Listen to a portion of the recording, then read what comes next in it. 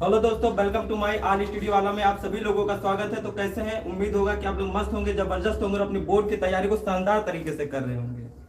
जैसे कि हम लोग कल रसायन बलगत नाम के चैप्टर को स्टार्ट किए थे और इसके अंदर बढ़िया से हम लोग क्या पढ़े थे, वेग वेग के बारे में पढ़े थे। क्या होता है अभिक्रिया की वेग किन किन कारकों पर निर्भर करता है। Hello sir Ratan Thakur, hello. अब इसके आगे हम क्या पढ़ेंगे, अभिक्रिया के वेग को प्रभावित करने वाले कारक के विषय में पढ़ेंगे। तो हेडिंग डालो, अभिक्रिया के वेग को प्रभावित करने वाले कारक। अभिक्रिया के वेग को प्रभावित करने वाले कारक। ठीक है, इसमें हम सबसे पहले पढ़ेंगे दाब। क्या पढ़ेंगे? दाब का। तो एक चीज हम ये याद रखेंगे, राधे राधे सर जी, प्रिया वर्मा, राधे राधे। देखो, जब किसी भी अभिकारक का जब हम दाब बढ़ाते हैं तो आयतन क्या हो जाता है? आयतन कम हो जाता है। जब किसी भी अभिकारक का हम दाब बढ़ाते हैं तो आयतन कम हो जाता है, और जब आयतन कम हो जाता है तो उसकी सांद्रता क्या हो जाती है? बढ़ जाती है। और जब सांद्रता बढ़ेगी तो टक्करों की संख्या अधिक बढ़ जाए, टक्करों की संख्या बढ़ जाएगी। और जब टक्कर की संख्या बढ़ेगी तो क्या होगा? अभिकारक के वेग क्या हो जाएगा? बढ़ जाएगा। तो इसमें लिख लो, दाब बढ़ाने पर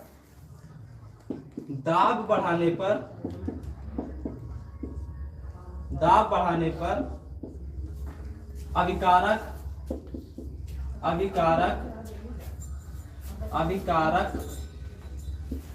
का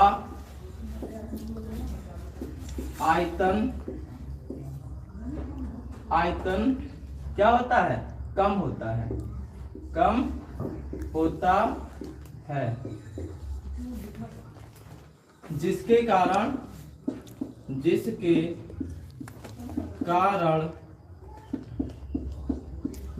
क्या होता है? सांद्रता बढ़ जाती है, सांद्रता बढ़ जाती है। ठीक है, और क्या होता है? सांद्रता बढ़ने से क्या होती है? टक्करों की सांद्रता के बढ़ने से क्या होता है? टक्करों की संख्या बढ़ जाती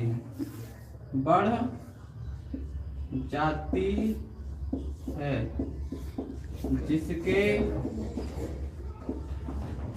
कारण अभिक्रिया का वेग बढ़ता है। अभिक्रिया का वेग क्या होता है? बढ़ता है। ठीक है,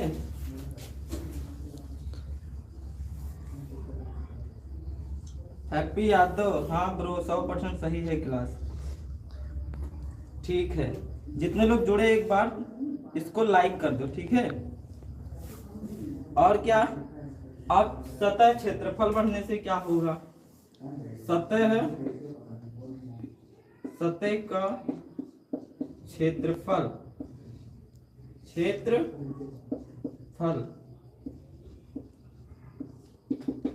तो जब कोई ठोस अभिकारक होता है, क्या होता है? ठोस अभिकारक। अभिक्रिया कैसे होगी? जब ठोस अभिकारक होगा तो इसमें क्या होगा? दो अभिकारक क्या होंगे? छोटे छोटे अभिकारक इस पे आके मतलब चिपकेंगे। इस पे क्या होंगे? छोटे छोटे अभिकारक आके इस पे चिपकेंगे। ठीक है,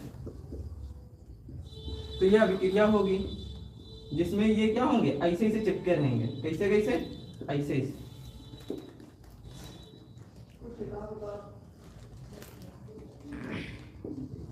ऐसे ऐसे आके चिपक जाएंगे तो हम क्या कहेंगे? ये उत्पाद बन गया। क्या बन गया? उत्पाद बन गया। तो जितना ज्यादा सतही क्षेत्रफल होगा जितना ज्यादा सतही क्षेत्रफल होगा अभिक्रिया क्या होगी, उतनी ही तेज होगी। क्या होगी, उतनी ही तेज होगी। और जितनी तेज अभिक्रिया होगी उतना ही क्या, अभिक्रिया का वेग क्या होगा, बढ़ेगा। तो सतही क्षेत्रफल में क्या लिखेंगे, सतही क्षेत्रफल में लिखेंगे ठोस अभिकारक को का सतह बढ़ने पर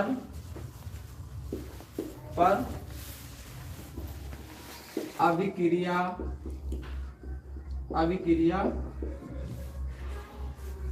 का वेग क्या होता है, बढ़ता है। ठीक है, अभिक्रिया का वेग क्या होता है, बढ़ता है। ठीक है,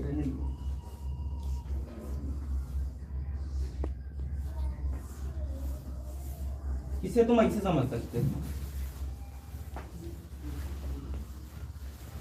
अब सर कैसे पता चलेगा कि बढ़ता है, तो यहाँ पे देखो ये एक कोई ठोस क्या अभिकारक है, इस पे जब अभिक्रिया होगी तो इस पर ऐसे ऐसे चिपके रहेंगे, क्या कोई दूसरा अभिकारक ऐसे ऐसे चिपके रहेंगे। ठीक है,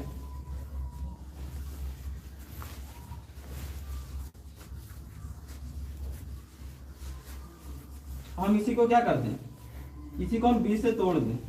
इसे हम कैसे कर दें, बीच से तोड़ दें। समझो कि इसे ऐसे यहाँ से ब्रेक कर दें, और जब इसे ब्रेक करेंगे तो कैसे टूटेगा, ऐसे टूट जाएगा।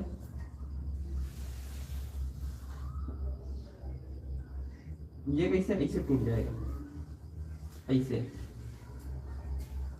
और ये ऐसे ऐसे टूट जाएगा। अब देखो यहाँ पे इसकी सतह जो है ये बीच में क्या हो गई, यहाँ पे इतना ही था, बीच में कोई सतह थोड़ी ना था, लेकिन यहाँ पे क्या हुआ, एक ये सतह बढ़ गया और एक ये सतह बढ़ गया। तो अब इसकी जो अभिक्रिया होगी तो वो इसके मुकाबले क्या होगी, इसके अभिक्रिया के वेग से इसकी अभिक्रिया की वेग क्या होगी, ज्यादा होगी।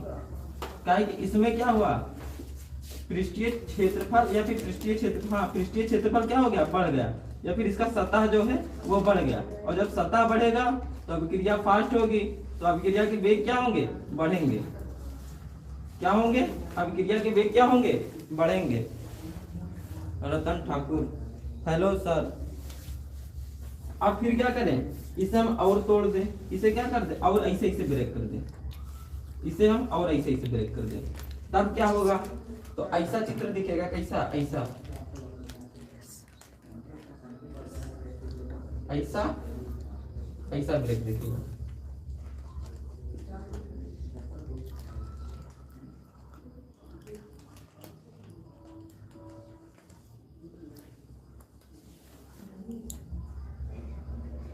ऐसा ब्रेक दिखेगा।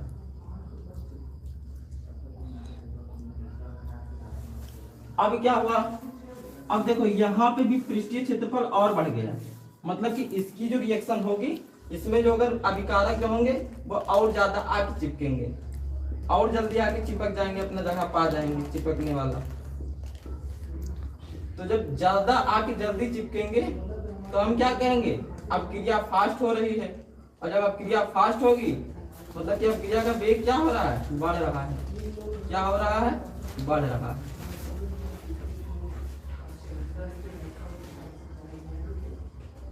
ऐसे ऐसे मॉरल ऑफ द स्टोरी क्या, कि जब हम सतह का क्षेत्रफल बढ़ाएंगे तो अभिक्रिया की वेग क्या होगी, बढ़ेगी। ठीक है, ओके सर जी। आप पीडीएफ नहीं भेजे हैं, आपका पीडीएफ बनके तैयार हो रहा है, बस कुछ ही दिन में, एक दिन में, 2 दिन में हम पीडीएफ को क्या कर देंगे, टेलीग्राम चैनल पे सेंड कर देंगे। ये समझ में आया।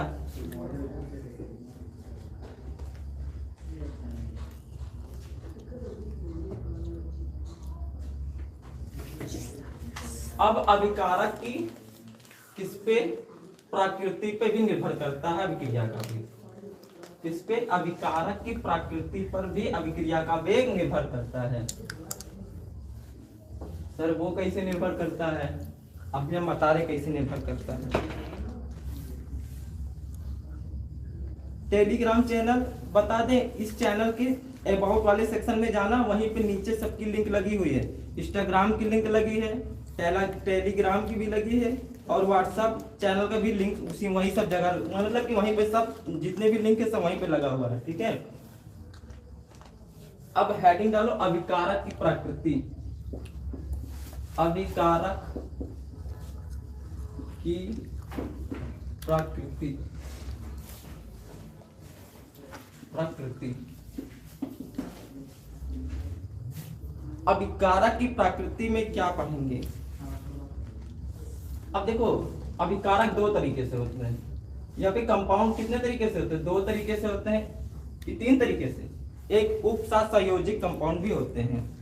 वैसे जनरली देखा जाए तो दो तरीके से होते हैं। एक होता है आयनिक कंपाउंड, एक होता है आयनिक कंपाउंड। जिन्हें तोड़ो तो वो आयन में टूट जाए, उन्हें हम क्या कहते हैं? आयनिक कंपाउंड कहते हैं। क्या कहते हैं? Ionic compound. और एक होते हैं मतलब कि सहसंयोजिक कंपाउंड। सहसंयोजिक कंपाउंड किसे कहते हैं? ऐसे कंपाउंड जिसके अंदर क्या सहसंयोजी बंध पाए जाते हैं, उन्हें सहसंयोजी कंपाउंड कहते हैं। जिन्हें तोड़ोगे तो किसमें टूटेंगे? किसमें टूटेंगे? तो वो किसमें टूटेंगे? मुक्त मूलक में टूटेंगे। किसमें? मुक्त मूलक में टूटेंगे, फ्री रेडिकल में टूटेंगे। मतलब कि तुम अपना इलेक्ट्रॉन अपने पास ले जाओ, हम अपना इलेक्ट्रॉन अपने पास रखते हैं। ठीक है, तो जब ऐसी स्थिति आती है उसे क्या कहते हैं? मुक्त मूलक कहते हैं। या फिर ऐसे बंध को क्या कहते हैं? जो इलेक्ट्रॉन की साझेदारी से बने, उसे सहसंयोजी बंध कहते हैं। और एक होते हैं आयनिक बंध, जो आयनों से मिलकर बने बंध को आयनिक बंध कहते हैं। इसमें क्या होता है? एक कंपाउंड के ऊपर प्लस चार्ज होता है और एक कंपाउंड के ऊपर माइनस चार्ज होता है। ये दोनों मिलकर आपस में बंध बनाते हैं, इसे आयनिक बंध कहते हैं।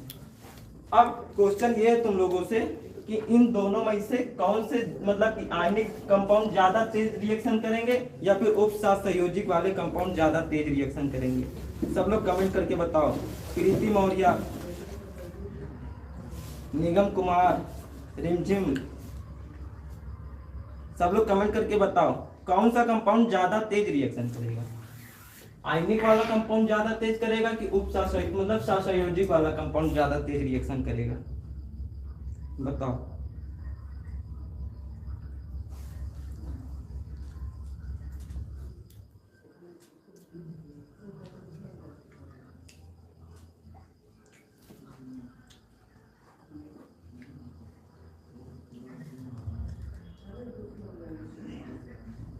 बताओ तुम लोग, कमेंट करके बताओ जल्दी से। तो पक्की बात है, विपरीत चार्ज के अंदर क्या होता है? अट्रैक्शन होता है। क्या होता है? अट्रैक्शन होता है। ये फिजिक्स में पढ़े होंगे कूलाम वाले चैप्टर में। जब कोई प्लस या फिर माइनस चार्ज मिलते हैं तो इनमें क्या हो जाता है? अट्रैक्शन होता है। और जब सेम चार्ज होते हैं मतलब प्लस प्लस चार्ज होते हैं तो इनमें क्या होता है? रिपल्सन होता है। क्या होता है? रिपल्सन होता है। या फिर माइनस माइनस चार्ज जो सेम हो, मतलब सेम चार्ज के अंदर क्या होता है? रिपल्सन होता है। और विपरीत चार्ज के अंदर क्या होता है? अट्रैक्शन होता है। और जो ये उपसहसंयोजी वाले बंध होते हैं, मतलब नहीं सहसंयोजी वाले बंध होते हैं, इसमें क्या होता है? ये दोनों इलेक्ट्रॉन से मिलकर बने होते हैं। किससे मिलकर बने होते हैं? इलेक्ट्रॉन से मिलकर बने होते हैं। तो इलेक्ट्रॉन तो क्या होता है? माइनस चार्ज होता है। और माइनस चार्ज होगा मतलब कि इसमें क्या होगा? रिपल्सन होगा।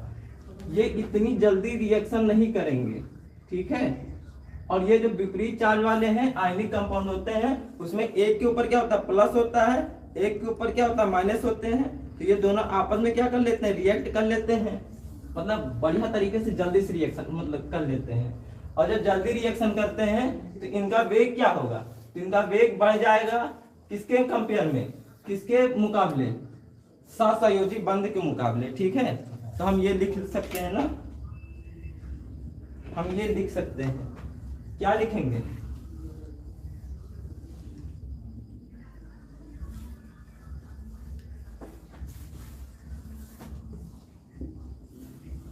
लिखेंगे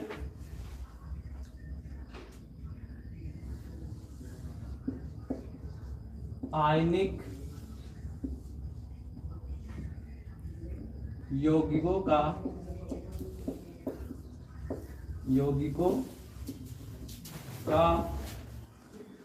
वेग अधिक होता है,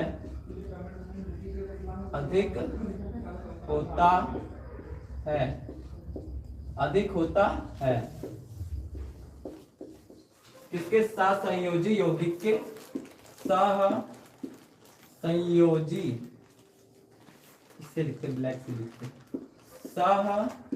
संयोजी यौगिकों के मुकाबले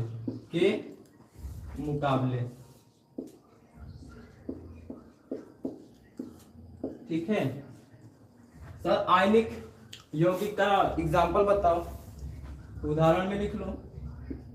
आयनिक यौगिक कौन से हैं? कार्बनिक यौगिक में देखा जाए तो ज्यादातर कंपाउंड क्या होते हैं? सहसंयोजी बंध ही बनाते हैं, ठीक है। एग्जाम्पल में लिख लो NaCl, इसे जब तोड़ोगे तो कैसे टूटेंगे? Na+ में टूटेगा और Cl- में। तो ये क्या है? आयनिक कंपाउंड है। क्या है? आयनिक कंपाउंड, आयनिक यौगिक। और मीथेन क्या है? CH4 में से जब हम H को निकालेंगे, CH4 में से जब हम H को निकालेंगे तो CH3- और प्लस में क्या बचेगा? H-। तो इसे क्या कहेंगे? सहसंयोजी यौगिक, ठीक है। ये समझ में आया?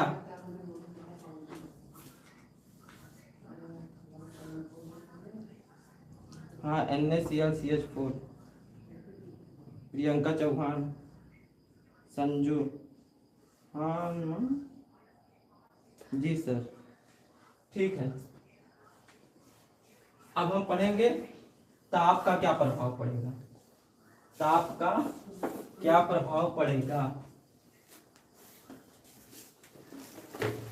तो हेडिंग डालो, ताप का प्रभाव।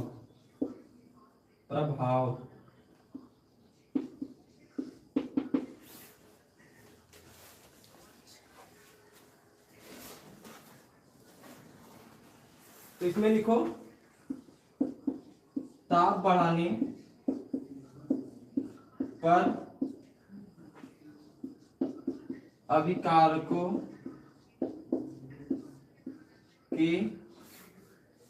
अभिकारकों की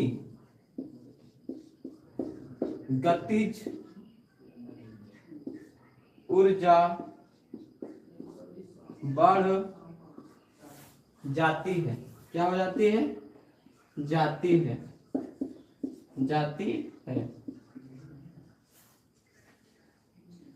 जिसके कारण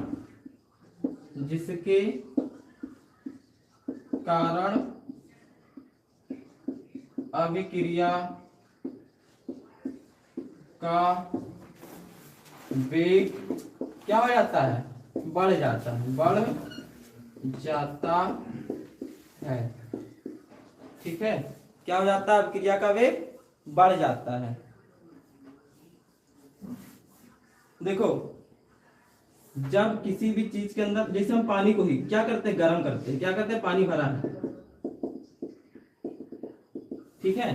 अब इसके अंदर हम क्या करें? चीनी को डाल दें। क्या डालें? चीनी को डाल दें। तो क्या होगा? पानी और चीनी के साथ में क्या होगा? अभिक्रिया होने शुरू हो जाएगी। एक समय ऐसा आएगा, क्या होगा कि हम इसके अंदर और चीनी डाल रहे हैं और चीनी गल नहीं रही है, चीनी डाल रहे हैं और गल नहीं रही है। तो क्या हुआ? मतलब कि इनके बीच में अभिक्रिया रुक गई। हमारा ये जो पानी है ये ज्यादा क्या हो गया? सांद्र विलयन बन गया है। अब इसके अंदर और चीनी घुल नहीं रही। तो हम क्या काम करेंगे? बताओ, क्या काम करेंगे? अंकित कुमार जी सर, बताओ हम क्या करेंगे? हम नीचे से इसे क्या करेंगे? गरमाना शुरू करेंगे। इससे हम क्या करेंगे? गरमाना शुरू करेंगे। और जब गरमाना शुरू करेंगे तो इसके बीच में जो जल के मॉलिक्यूल हैं या फिर चीनी के मॉलिक्यूल हैं, ये क्या करेंगे? ये कूदना शुरू करेंगे। क्या करेंगे? कूदना शुरू करेंगे। जैसे किसी भी देखो, किसी को एक गर्म तावे के ऊपर किसी का हाथ ऐसे रखा दो, कोई गर्म तावा हो बढ़िया से, या फिर किसी गर्म चीज के ऊपर क्या करो, किसी का ऐसे हाथ पकड़ के रख दो, और जब हाथ पकड़ के रखोगे तो देखो वो कैसे ऐसे ऐसे कूदने लगता है, कैसे कूदने लगता है। ऐसे जब किसी भी चीज को गर्म करोगे तो वो भी क्या होगा, कूदने लगेगा। क्या होगा, कूदने लगेगा। और जब ये कूदेंगे तो जल के अणु और चीनी के अणुओं के बीच में क्या होगी, के बीच में ये इससे टकराएगा, ये इससे टकराएगा, तो क्या होगी, रिएक्शन हमारी क्या हो जाएगी, फास्ट हो जाएगी। क्या हो जाएगी, फास्ट हो जाएगी। तो यही लिखा है, क्या लिखा है, ताप का प्रभाव क्या है, ताप बढ़ाने पर अभिकारक की गतिज ऊर्जा बढ़ जाती है, जिसके कारण अभिक्रिया का वेग बढ़ जाता है। ठीक है, एक पॉइंट नोट करके लिख लो, एक पॉइंट नोट करके लिख लो। वैसे हम इसे अभी बाद में पढ़ेंगे। अभी बाद में ताप का प्रभाव और सांद्रता के प्रभाव को क्या करेंगे, पढ़ेंगे बढ़िया तरीके से। जो अगर बात समझ में आ रही हो तो कृपया इसे क्या करो, लाइक कर दो, और जो लोग नए हो वो लोग चैनल को सब्सक्राइब कर लें। ठीक है,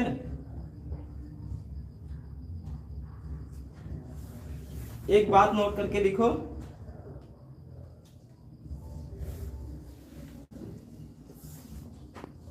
10 डिग्री सी ताप बढ़ाने पर अभिक्रिया का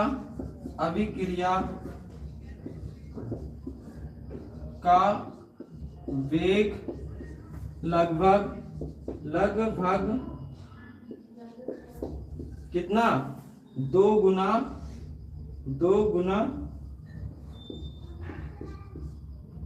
गुना को चाहे गुणा को 2 गुना बढ़ जाता है। ठीक है, ये नोट करके लिख लो।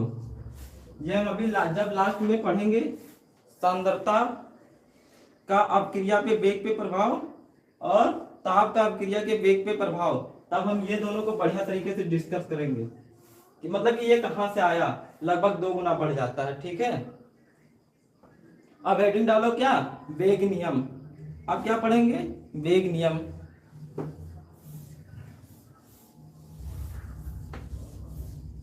वेग नियम क्या होता है सर, अभिक्रिया के वेग को प्रदर्शित करने के लिए जिस व्यंजक का यूज करते हैं या फिर उपयोग करते हैं उसे वेग नियम कहते हैं। ये गणितीय व्यंजक होता है। ठीक है, तो वेग नियम किसे कहेंगे, पहले हेडिंग डालो वेग नियम। वेग नियम किसे कहते हैं,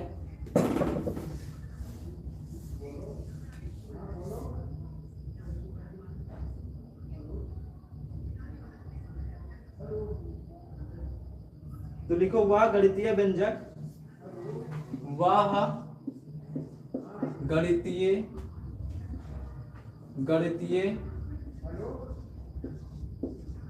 व्यंजक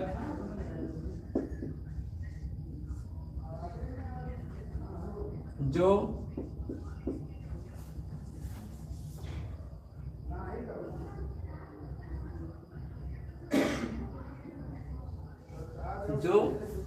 मोलर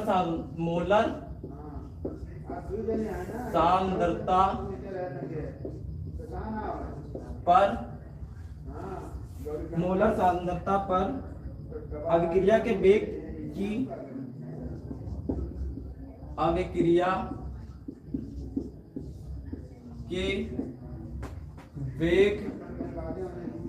की प्रायोगिक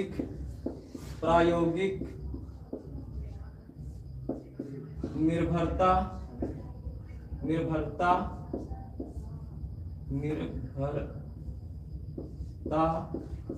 को प्रदर्शित करता है,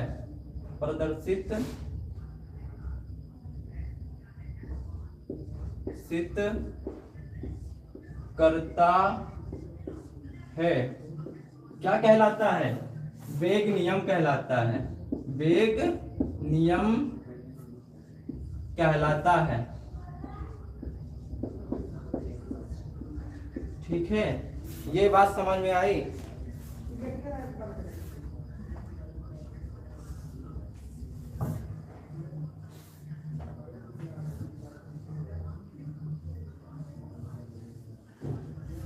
है।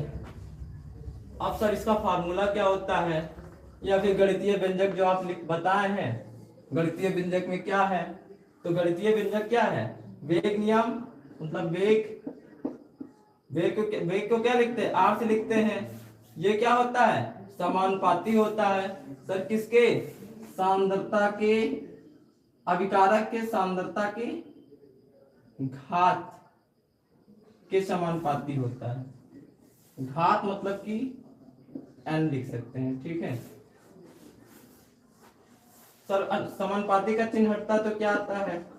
समानुपाती का चिन्ह जब हटता है तो एक कांस्टेंट आता है, जो क्या है? यहाँ पे k है, k और मल्टीप्लाई में क्या हो जाएगा? r नॉट की पावर n, ठीक है, ये हो जाएगा।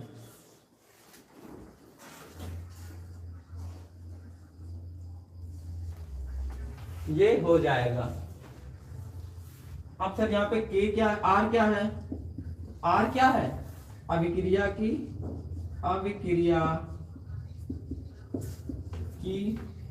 वेग है।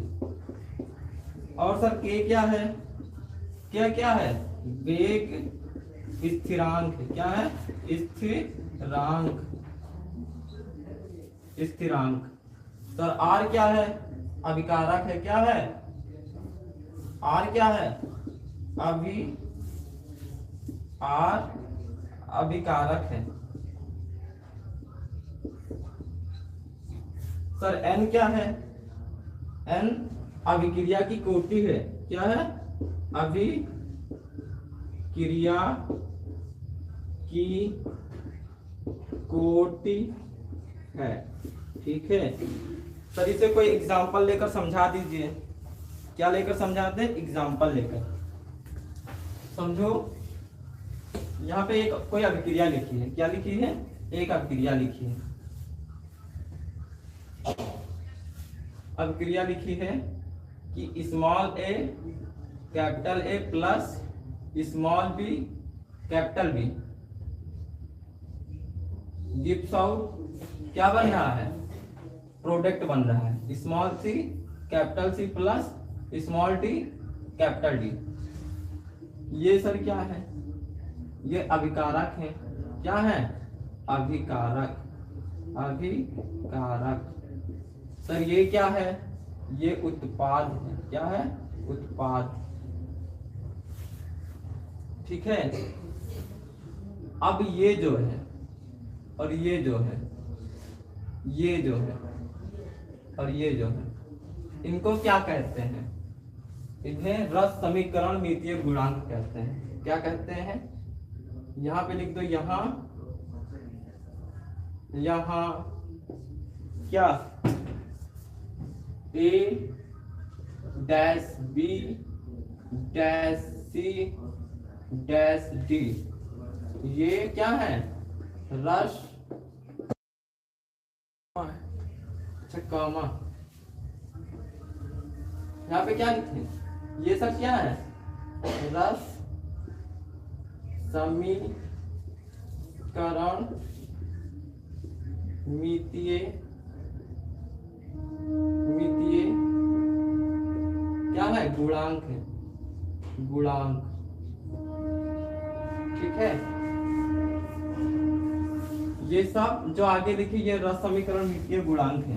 अब इसके लिए हमें क्या लिखना है? वेग नियम लिखना है। वेग नियम मतलब आर लिखना है।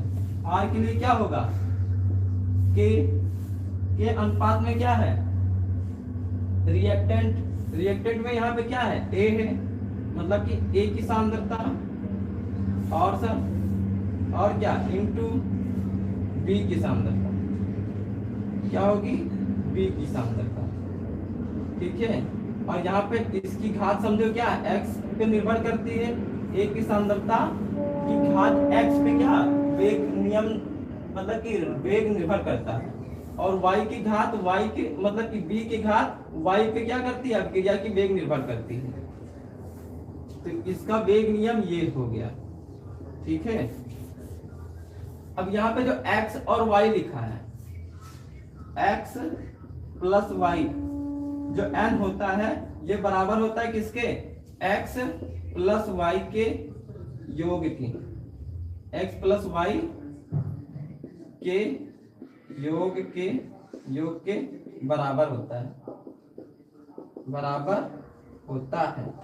और इसी को क्या कहते हैं, n को ही क्या कहते हैं, अभिक्रिया की कोटि कहते हैं। अभिक्रिया की क्या कहते हैं, कोटि कहते हैं। ठीक है, यहां तक समझ में आया? सब लोग कमेंट करके एक बार बताओ।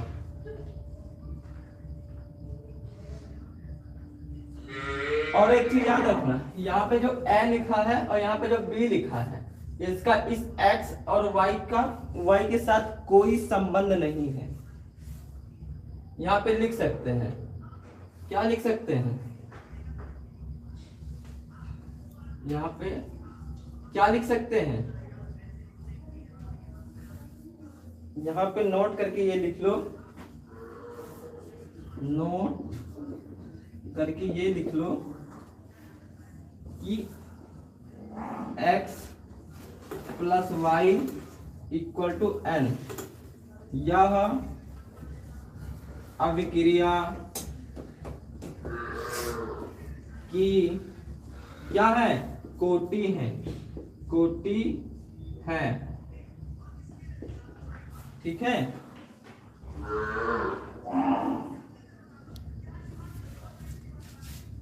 इसका a कामा b, मतलब a comma b comma c comma d के साथ कोई संबंध नहीं है। ठीक है, x कामा y का मान क्या होगा, a comma b comma c comma d के बराबर हो भी सकता है,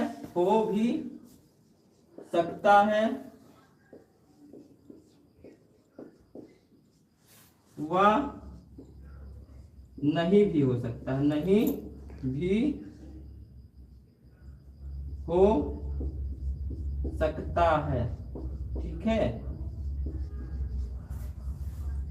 कुल मिला के यहाँ पे जो x और y है, इसी को क्या कहते हैं, जो इसकी घात लिखी है, a की सांद्रता की घात x और b की सांद्रता की घात y, इन दोनों का योग जो होगा इसके बराबर होगा। इन दोनों के योग को क्या कहेंगे, n कहेंगे, n के बराबर होगा। और n क्या है, अभिक्रिया की कोटि है, इसका रस समीकरण मितीय गुणांक से कोई संबंध नहीं है। ये x और y का मान, जो n का मान निकल के आएगा, या फिर x और y का मान a b c d, मतलब कि रस समीकरण मितीय गुणांक के बराबर हो भी सकता है और नहीं भी हो सकता है। ठीक है, यही हम लिख दिए हैं। ठीक है, ये बात समझ में आया, ये बात समझ में आया, बताओ जल्दी से।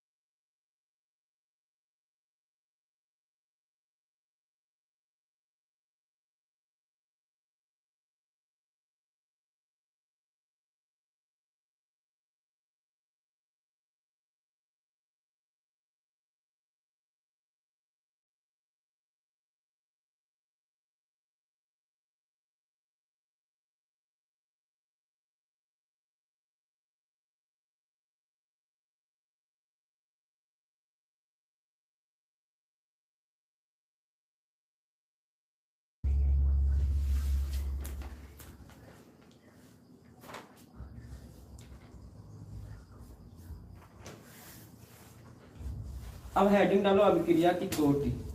क्या हेडिंग डालोगे? अभिक्रिया की कोटि किसे कहते हैं?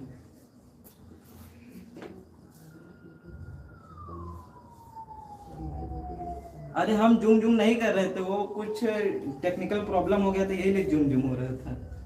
ठीक है, वीडियो को और बढ़िया मतलब कि म्यूजिक वाला बनाने के लिए, जैसे कहते हैं ना डीजे मनोज साने, वही जूम जूम हो रहा था। ठीक है अब हेडिंग डालो अभिक्रिया की कोटि। क्या डालोगे हेडिंग? अभिक्रिया की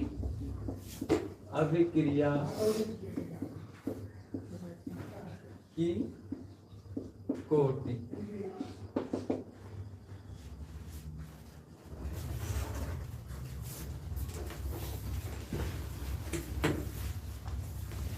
सर अभिक्रिया की कोटि किसे कहते हैं? वेग नियम में जो अभी लिखे थे, क्या वेग नियम के अभिकारक की सांद्रता के घातों के योग को अभिक्रिया की कोटि कहते हैं। वेग नियम में अभिकारक के जो सांद्रता है, इसके घातों के योग को क्या कहते हैं? अभिक्रिया की कोटि कहते हैं।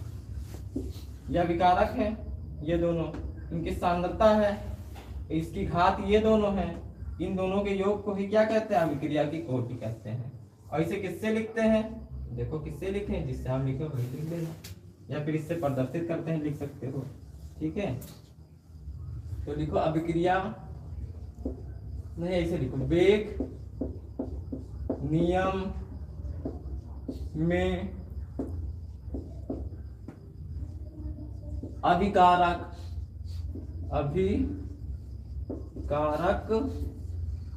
के सांद्रता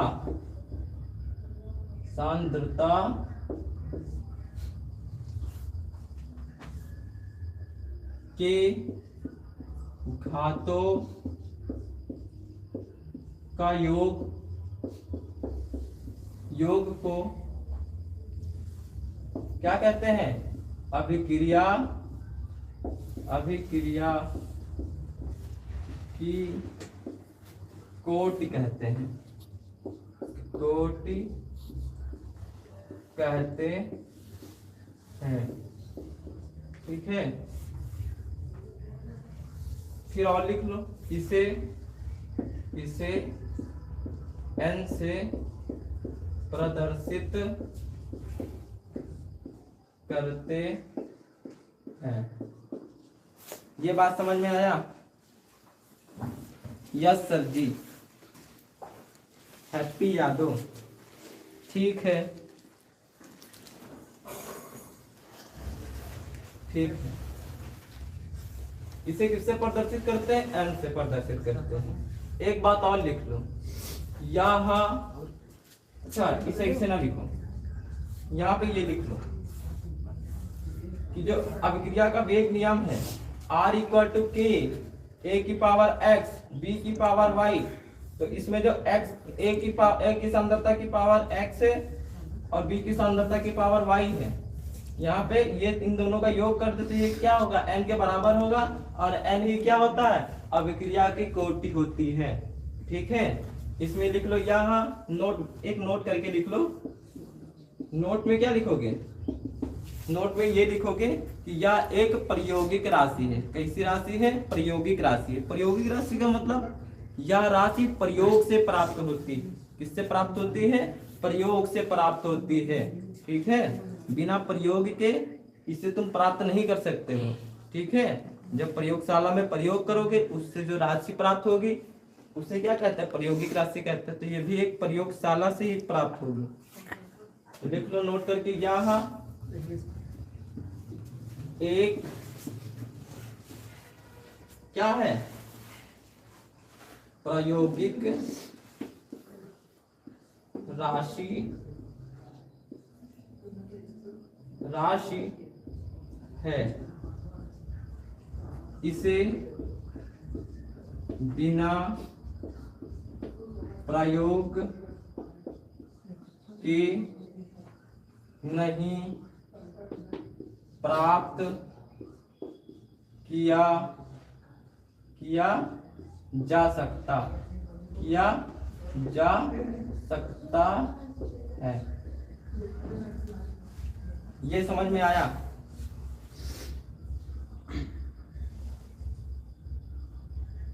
ये समझ में आया?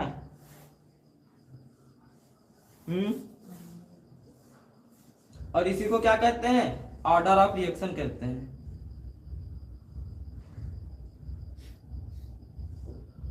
अभी तुम्हें इंस्टा चलवा रहे हैं,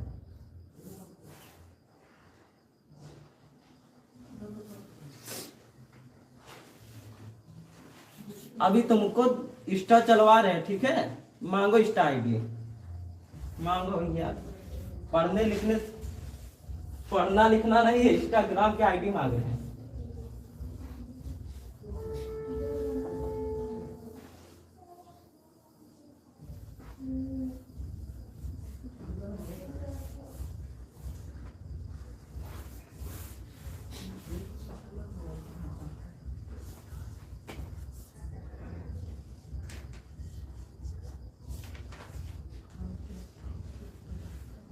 ठीक है, तो जो अगर n का मान कितना आ जाए, जो अगर n का मान कितना आ जाए, मतलब x और y को जोड़ने पे n का मान कितना आ जाए? 0 आ जाए।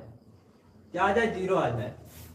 मतलब कि ना a की सांद्रता के घात के, मतलब कि a की सांद्रता के घात और या फिर b की सांद्रता के घात, दोनों के घात पर निर्भर ही ना करे अब क्रिया का वेग।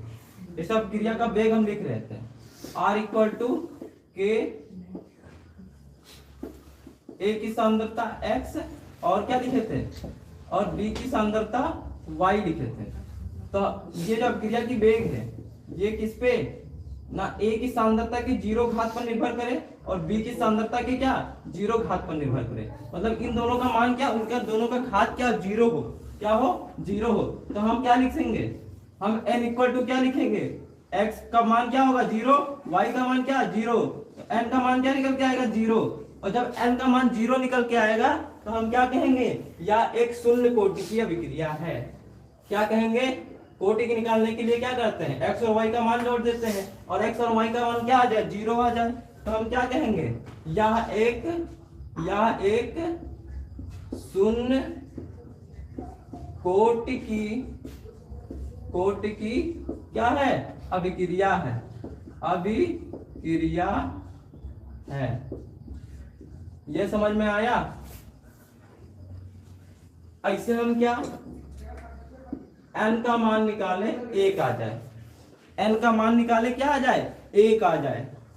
मतलब कि a की घात कितनी हो? 1 हो जाए। b की घात कितनी हो? ये तो सर 0 ही रहे। क्या रहे? 0 ही रहे। तो हम क्या n का मान कैसे निकालेंगे? यहाँ पे a की घात कितनी? 1, b की घात 0, मतलब n का मान कितना निकल के आया? 1 निकल के आया। क्या निकल के आया? 1 निकल के आया। तो हम क्या कहेंगे? हम यह कहेंगे यह एक क्या है? प्रथम कोटि की अभिक्रिया है, प्रथम कोटि की अभिक्रिया है। ठीक है? ऐसे जो अगर n का मान 2 हो तो द्वितीय कोटि की क्या होगी? द्वितीय कोटि की। 3 हो तो तृतीय कोटि की क्या होगी? तृतीय कोटि की। ऐसे डॉट डॉट डॉट जितने n का मान निकल के आएगा, जितना मान निकल के आएगा हमारी अभिक्रिया उतने ही कोटि की होगी। ठीक है? तो आई होप आप लोग को समझ में आया होगा ये चीज। अब हम इस पे एक क्वेश्चन करते हैं। क्या करते हैं? क्वेश्चन करते हैं।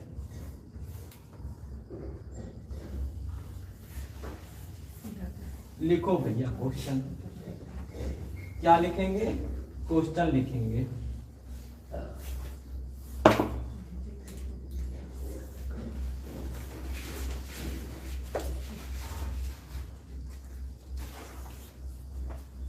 क्वेश्चन लिखो।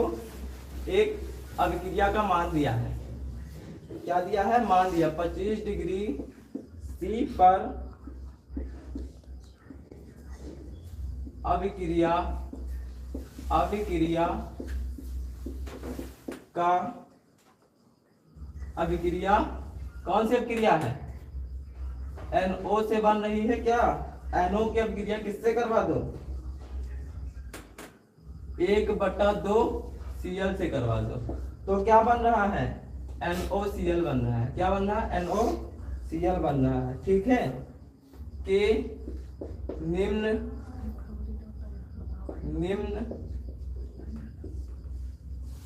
आंकड़े दिए हैं। क्या दिए हैं, आंकड़े दिए हैं। ठीक है, क्या क्या दिया है सर, तो पहला दिया हुआ है, पहला क्या दिया है, NO का मान दिया है। और इधर क्या दिया है सर, इधर दिया Cl का मान दिया, Cl2 का मान दिया है। और सर इधर क्या दिया है, इधर रेट दिया है। रेट मतलब क्या, दर।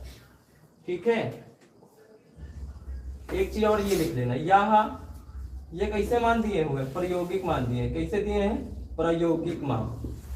ठीक है, इसे मत समझना कि हाँ सर जी बिना प्रयोग के निकाल दिए, ये प्रयोग द्वारा निकाले ही गए होंगे, प्रायोगिक मान है। और जब निकाले हो भैया, लेकिन ये प्रयोग द्वारा ही निकाले, प्रायोगिक मान है। ठीक है, क्या क्या दिया है, पहला मान दिया है, पहला दिया है 0.05, इसकी सांद्रता ये दी है। और इसका मान कितना दिया, 0.05। और रेट दिया है R×10⁻3। ठीक है, ऐसे दूसरा दिया है, दूसरा क्या दिया है, हेलो सर नमस्ते, नमस्ते नमस्ते भैया। और क्या दिया है, 0.05। और इसका मान कितना दिया है, 0.15। और रेट कितना दिया है, 3×10⁻3। और तीसरा क्या दिया है सर, तीसरा दिया हुआ है 0.15 और 0.05 और 9×10⁻3 ये दिया है। तो इसमें कह रहा है वेग नियम लिखिए। क्या लिखना है, वेग नियम लिखना है। वेग नियम लिखिए, लिखिए ये।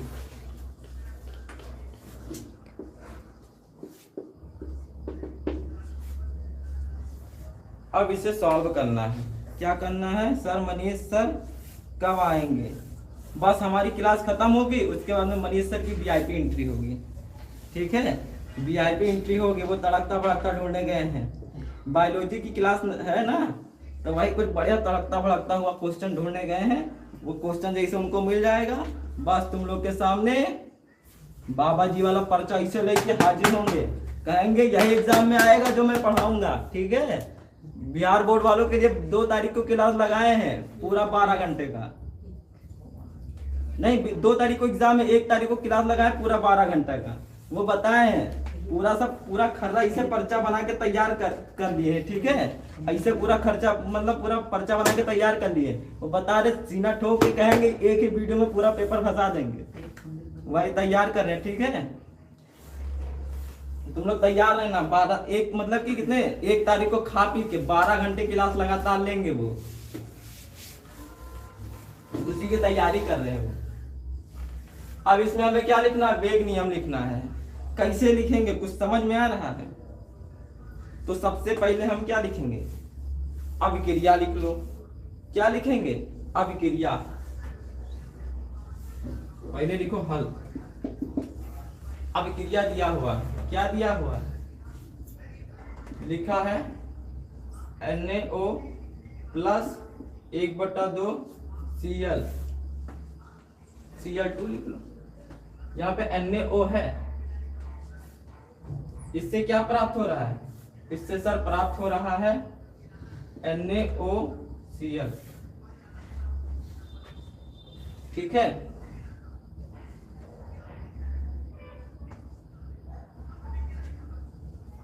अब इसके लिए R कैसे लिखेंगे, R कैसे लिखेंगे, तो सर R लिखेंगे इसकी सांद्रता की घात और इसकी सांद्रता की घात।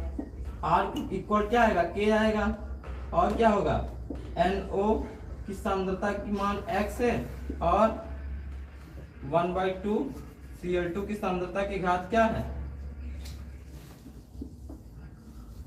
y है। अब हमें निकालना क्या है, x का मान निकालना है, y का मान निकालना है। x और y का मान निकाल लें तो हम क्या लिखेंगे, और खाना पीना हुआ।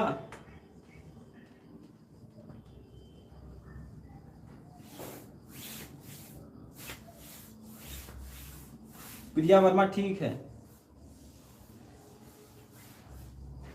निकालो, x का मान निकालना और y का मान निकालना। कैसे निकालेंगे, तो हम इसे समीकरण मान लेते हैं। क्या मान लेते हैं, समीकरण। इसे 1 मान लें, इसे 2 मान लें और इसे क्या मान लें, 3 मान लें। अब इसी में से हमें काट पीट के लाना है x और y का मान। तो हम कैसे लाएंगे बताओ। तो हम ये लिख सकते हैं ना, r इक्वल टू, इस समीकरण को देखो, इस समीकरण को देखो और ये समीकरण को देखो। तो इसमें से क्या होगा, ये कट जाएगा, मतलब कि इन दोनों में से क्या, इसे मान लिए क्या y, तो इसमें से y का मान हमें मिल जाएगा ना इस समीकरण से। तो हम लिखते क्या, समीकरण 2 को 1 से भाग देने पर क्या, समीकरण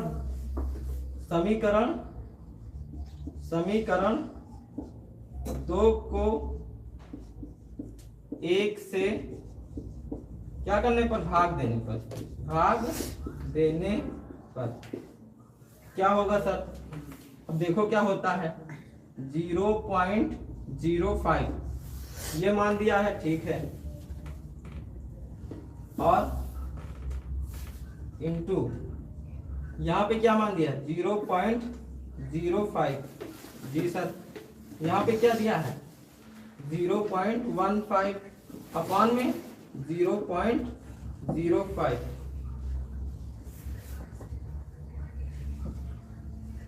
ठीक है, और इक्वल में क्या होगा,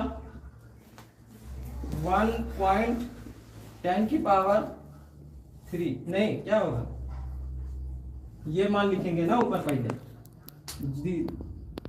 3 इंटू 10 की पावर 3 अपॉन में कितना होगा, 1 इंटू 10 की पावर 3 -3 होगा। अब क्या करें, अब दोनों को भाग दे दो, ये कट गया, ये कट गया, ये कट गया, ये कट गया, यहाँ पे कितना आ गया, 3 आ गया। यहाँ पे भी जो अगर इससे ये कट गया, मतलब कि क्या आ गया, यहाँ पे इस 3 इक्वल टू 3 आ गया। क्या आ गया, 3 इक्वल टू 3 आ गया। 1% हो रही है अभी, आओ 100% कर दे तुम्हारा, क्या कर दे तुम्हारा 100% कर देते हैं, ठीक है। यहाँ पे देखो x का मान निकाल लेते, इसका y का मान निकाल लेते हैं। y का मान किस पे निकल के आया, जो अगर हम क्या कर रहे हैं, अभिक्रिया की सांद्रता 3 है, तो इसका रेट भी कितना निकल के आया, 3 निकल के आया। मतलब कि इसकी घात क्या हो जाएगी, 1 पर निर्भर करेगी। मतलब कि x का मान, y का मान कितना निकल के आया, 1 निकल के आया। कितना निकल के आया, 1 निकल के आया। क्या कि अभिक्रिया की सांद्रता को जो अगर हम 1 गुना करते हैं, अभिक्रिया के सांद्रता को हम 1 गुना बढ़ाते हैं, तो अभिक्रिया की वेग कितना बढ़ रही है, 1 गुना ही बढ़ती है। तो y का मान कितना निकल के आया, 1 निकल के आया। अब सर हमें y का मान तो पता चल गया, अब x का मान कैसे निकालें। अब देखते हैं कि x में कौन सा कॉमन है। तो यहाँ पे देखो समीकरण 1 और समीकरण 3 को देखो, जो अगर हम इन दोनों में से भाग करें, तो हमें क्या मिल जाएगा, हमें x का मान मिल जाएगा। x मतलब इसकी घात मिल जाएगी। क्या मिल जाएगी, इसकी घात। इस सांद्रता बढ़ाने पर अभिक्रिया के वेग कितने गुना बढ़ रही है। तो हम यहाँ पे इसे कर लेते हैं। इसे हम कहाँ पे कर लेते हैं, x के मान के लिए, क्या करेंगे, समीकरण।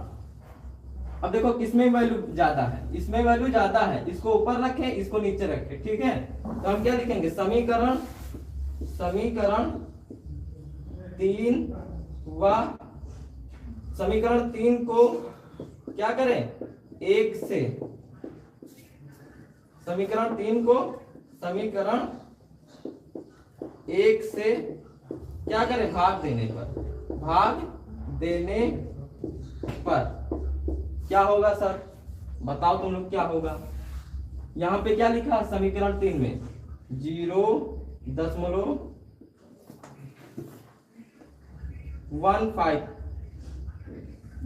इंटू क्या लिखा है 0.05 और इक्वल टू कितना आया 9.10⁻³ अपॉन में क्या होगा सर, लिखो क्या लिखा है समीकरण 1 में 0.05 इंटू यहाँ पे क्या लिखा है 0.05 और यहाँ पे रेट कितना लिखा है 1 इंटू 10⁻³ देखो ये कट गया, ये 10⁻³ 10⁻³ घट गए, ठीक है 3 इंटू 10⁻³ और 3 इंटू 10⁻³ दोनों कट गए। यहाँ पे जब हम काटेंगे इसको इससे काटेंगे तो आंसर कितना आएगा 3 आएगा। मतलब कि यहाँ पे क्या जो अगर अभिक्रिया की सांद्रता 3 है 3 बढ़ाने पर तो वेग का मान कितना आ रहा है 9 आ रहा है, कितना आ रहा है 9 आ रहा है। और जो अगर हम इसमें घात में निकाले तो कितना निकल के आएगा, इसकी घात जो हम निकाले तो कितना निकल के आएगी, तो इससे हम क्या लिख सकते हैं 3 इक्वल टू इसे जो अगर हम 3 के हिसाब से लिखे तो क्या लिखेंगे तो 3 की घात 2 आएगा। अब यहाँ से जो अगर हम y कंपेयर करें मतलब कि x का मान कंपेयर करें तो x इक्वल टू क्या निकल के आया, x इक्वल टू 2 निकल के आया। बेस समान होता तो घातें क्या हो जाती बराबर हो जाती हैं, तो x इक्वल टू क्या निकल के आया, x इक्वल टू 2 निकल के आया।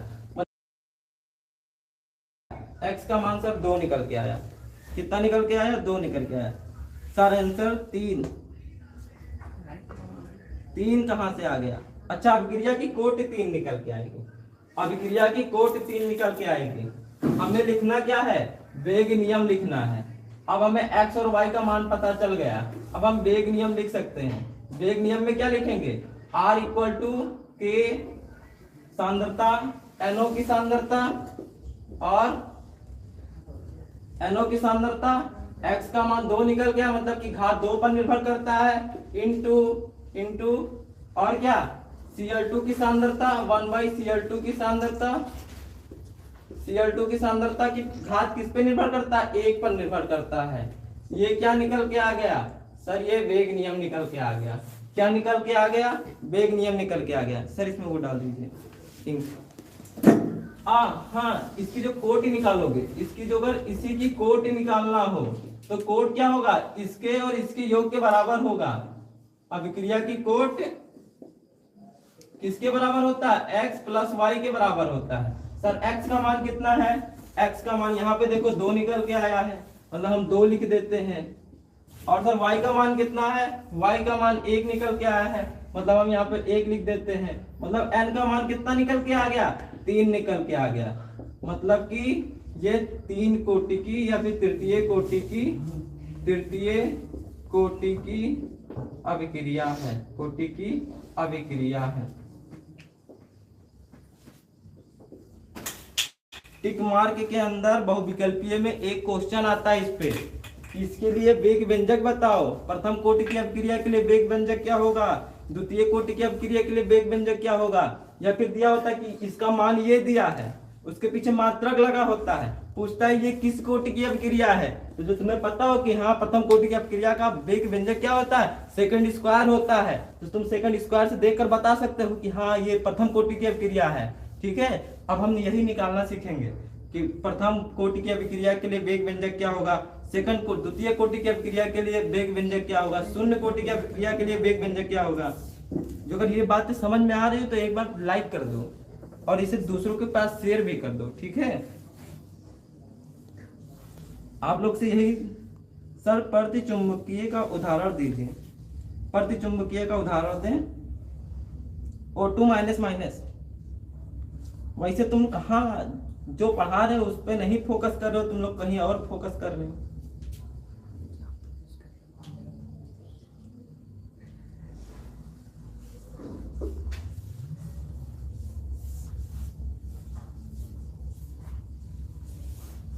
अब देखना कि हम सही बताएं कि गलत बताएं, बताओ।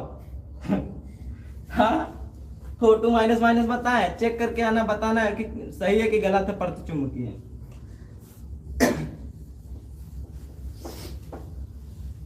हाँ,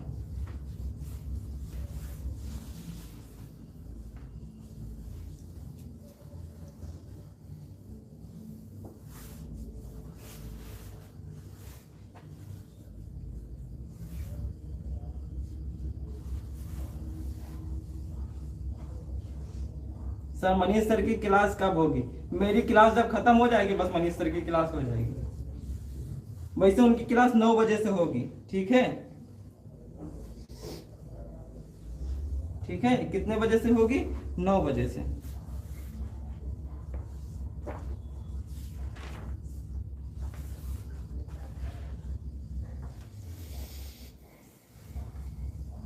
अभिक्रिया की कोटि के लिए क्या? वेग व्यंजक का मात्रक, वेग व्यंजक का मात्रक। वेग व्यंजक का मात्रक कैसे निकालेंगे? तो इसके लिए पहले फार्मूला देख लो। बस अब क्रिया की कोटि से तुम क्या कर सकते हो? वेग व्यंजक को क्या कर सकते हो? निकाल सकते हो। तो लिखो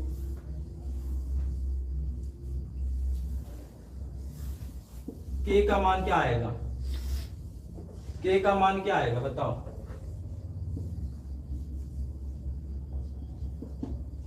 k का मान क्या आएगा?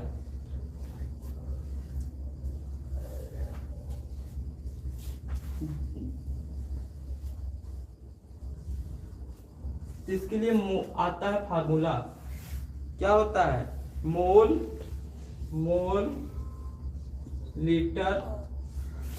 Litre 1 minus n second inverse. क्या होता है? Mole litre 1 minus n second inverse, ठीक है? अब इसी से तुम क्या कर सकते हो? जिस भी अभिक्रिया की कोटि के लिए वेग व्यंजक प्राप्त करना हो निकाल सकते हो। यहां पे लिख लो, इस फार्मूला के अनुसार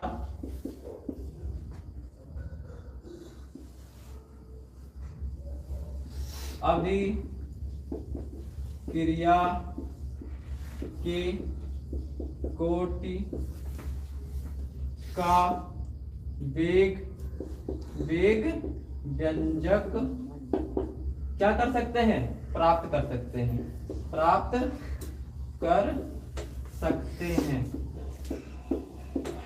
अब जैसे हमें प्रथम कोटि की अभिक्रिया के लिए पहले क्या शून्य कोटि की अभिक्रिया के लिए क्या निकाले? वेग व्यंजक को निकाले।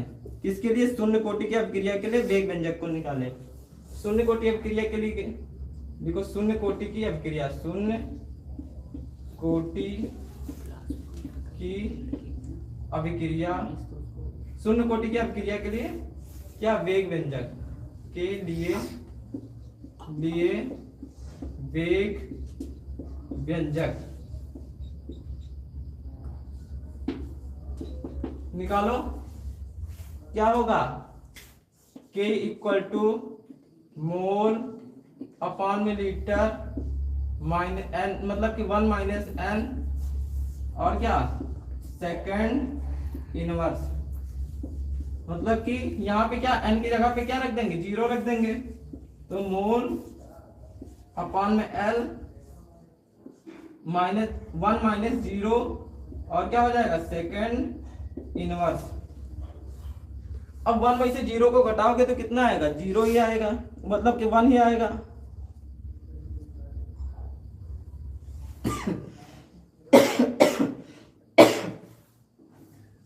क्या आएगा? 1 ही आएगा, मतलब कि K इक्वल टू क्या आ गया? मोल अपॉन में लीटर 1 की पावर 1, और 1 का मतलब कुछ होता नहीं है, सेकेंड इनवर्स। तो K का शून्य कोटि के लिए वेग स्थिरांक का मात्रा क्या निकल के आया? क्या निकल के आया? तो मोल और लीटर इनवर्स सेकंड इनवर्स, ये निकल के आया शून्य कोटि के लिए। शून्य कोटि के लिए, शून्य कोटि के लिए वेग व्यंजक, वेग व्यंजक, ठीक है। एग्जाम में क्वेश्चन कैसे पूछता है? पूछता है शून्य कोटि के लिए वेग व्यंजक क्या होगा, बहुविकल्पी में इससे पूछता है। ये भी मान दे देगा, कौन सा मान? Mole litre inverse second inverse दे देगा, और क्या दे देगा? सेकंड इनवर्स दे देगा, mole square litre second inverse दे देगा, ऐसे दे देगा। तुम्हें क्या टिक करना रहेगा? ये है, ये भी ऐसे दिया रहता है। वेग स्थिरांक का मान, वेग ऐसे दिया रहता है, के का मान दिया इक्वल टू कितना? 10 की पावर 3, ऐसे दिया रहेगा। 4 इंटू 10 की पावर, 4 इंटू 10 की पावर -3 सेकंड इनवर्स, ठीक है। ऐसे पूछेगा। इसके लिए मतलब कि ये किस कोटि की अभिक्रिया है, या फिर ऐसे दिया रहेगा के का मान, के का मान दिया है 5 इंटू 10 की पावर 8 -8 पूछेगा, और इसके पीछे लिखा रहेगा मोल, और क्या लिखा रहेगा? लीटर इनवर्स और सेकंड इनवर्स। पूछेगा ये किस कोटि की अभिक्रिया है। तो बताओ कैसे चेक करेंगे ये किस कोटि की अभिक्रिया है या फिर ये किस कोटि की अभिक्रिया है? तो हम इसके पीछे मात्रक से चेक करेंगे। किससे चेक करेंगे? मात्रक से चेक करेंगे। अभी हम शून्य कोटि की अभिक्रिया के लिए वेग व्यंजक का क्या निकाले हैं? मात्रक निकाले हैं। क्या निकाले हैं? मात्रक। तो मात्रक क्या निकल के आया है? मोल लीटर इनवर्स सेकंड इनवर्स, मोल लीटर इनवर्स सेकंड इनवर्स इसमें लिखा है। तो यह अभिक्रिया, इसमें क्या है? वेग या किस कोटि की अभिक्रिया के लिए वेग व्यंजक का मात्रक है? यह वेग व्यंजक कौन से अभिक्रिया के? शून्य कोटि की अभिक्रिया की है। शून्य कोटि की अभिक्रिया है। ये समझ में आया? ये समझ में आया कहां से निकला है? ऐसे सर हम प्रथम कोटि के लिए निकालें। किसके लिए निकालें? प्रथम कोटि के लिए मात्रक निकालें। प्रथम कोटि के लिए वेग व्यंजक का क्या निकालें? मात्रक। तो यहाँ पे n की जगह पे क्या लिख देंगे? n की जगह पे 1 रख देंगे। क्या रख देंगे? 1 लिख देंगे। और 1 में से 1 गया, 1 में से 1 गया मतलब मोल अपॉन मोल प्रति लीटर की पावर 0 और सेकंड इनवर्स हो जाएगा। और मोल प्रति लीटर की पावर 0, किसी भी चीज का पावर 0 होता है तो उसका मान कितना हो जाता है सर? 1 हो जाता है। और 1 को मल्टीप्लाई किससे करेंगे? सेकंड इनवर्स से करेंगे। मतलब कि प्रथम कोटि की अभिक्रिया के लिए वेग व्यंजक का मात्रा क्या निकल के आया? तो सेकंड इनवर्स निकल के आया। क्या निकल के आया? सेकंड इनवर्स निकल के आया। और जो के का मान दिया है कि 10 इंटू 10 की पावर नहीं 4 इंटू 10 की पावर 3 सेकंड इनवर्स किस कोट कौन सी कोटि की अभिक्रिया है? तो हम सर तुरंत बता सकते हैं, ताकि हमें मात्रक पता है कि ये शून्य कोटि का मात्रक है वेग व्यंजक का। तो ये प्रथम कोटि की अभिक्रिया है। कौन सी कोटि की अभिक्रिया है? प्रथम कोटि की अभिक्रिया है। अभिक्रिया है, ठीक है। यह प्रथम कोटि की अभिक्रिया है। ऐसे द्वितीय कोटि की अभिक्रिया का वेग व्यंजक निकाले तो क्या निकल के आएगा? तो हम तुरंत क्या करेंगे? यहाँ पे 2 लिख देंगे। क्या लिख देंगे? 2 लिख देंगे। और जब यहाँ पे 2 लिखेंगे तो n-2, और ये तो ऐसे ही रहेगा। और n-2 करेंगे तो क्या हो जाएगा सर? तो हो क्या जाएगा? n-2 करेंगे तो इसकी पावर -1 हो जाएगी। मतलब कि मोल अपॉन लीटर की पावर क्या हो जाएगी? -1। और सेकंड इनवर्स सर जब इसे अंदर लेकर जाएंगे तो क्या होगा? इसका मतलब मोल इनवर्स हो जाएगा और लीटर जो नीचे है इसे ऊपर लेके जाएंगे तो क्या हो जाएगा, लीटर हो जाएगा। और सर क्या होगा, और सेकंड इनवर्स हो जाएगा। मतलब द्वितीय कोटि के लिए क्या निकल के आया, द्वितीय कोटि के लिए वेग व्यंजक का मात्रक क्या निकल के आया, तो litre mole inverse second inverse निकल के आया। ठीक है, ये किसके लिए है, तो ये सब द्वितीय कोटि की अभिक्रिया के लिए, इसके लिए है द्वितीय कोटि के अभिक्रिया के लिए वेग व्यंजक का मात्रक क्या निकल के आया, मोल लीटर इनवर्स सेकंड इनवर्स। ठीक है, जितने लोग जुड़े हैं कृपया एक बार सब्सक्राइब कर दीजिए चैनल को और लाइक कर दीजिए। कंप्यूटर मोदी से थोड़ा जूम करिए, देखिए कैसा हो गया।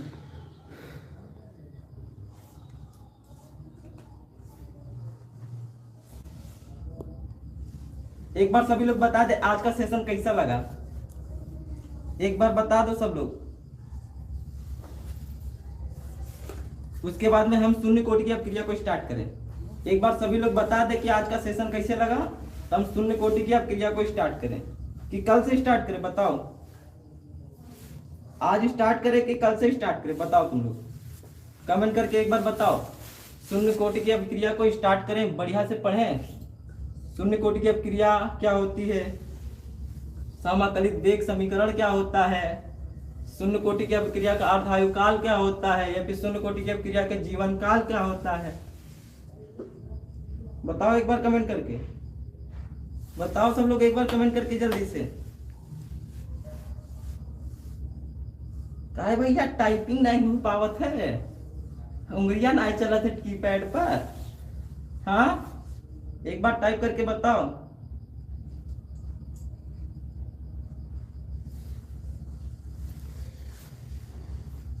बताओ, आपस में ही बात करोगे। सर नेटवर्क नहीं चल रहा है। अच्छा भैया, आए हम चलवाएं नेटवर्क पकड़ा पकड़ा के, या फिर इस डंडे से चलाएं नेटवर्क को, बताओ। बढ़िया डंडा, इससे अच्छे अच्छे चल जाते हैं, नेटवर्क तुम्हारा क्या है।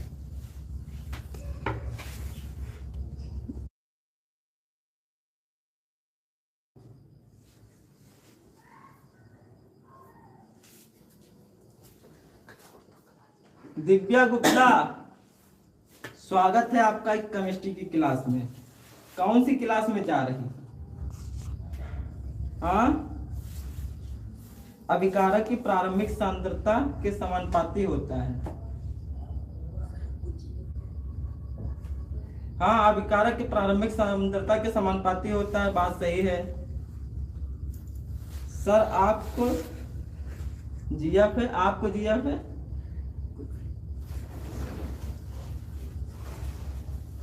क्लास का नाम क्या है, भैया गायब हो गए। और वेग स्थिरांक के व्युत्क्रमानुपाती भी होता है। वेग स्थिरांक नहीं भैया, हमारी लोग की जीएफ वेब नहीं रहती है। ठीक है,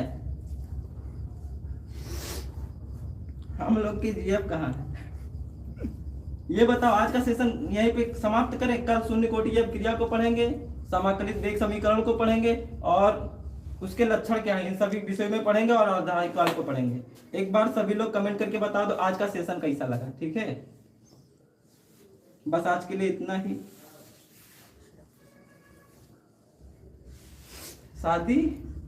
शादी हुई नहीं है, सोच रहे हैं करने के लिए, कोई बढ़िया ठीक ठाक मिले तो कर लेते हैं। ठीक है, तुम लोग के नजर में कोई होगा तो बताना। बस आज के लिए इतना ही। जय हिंद, कल फिर मिलेंगे।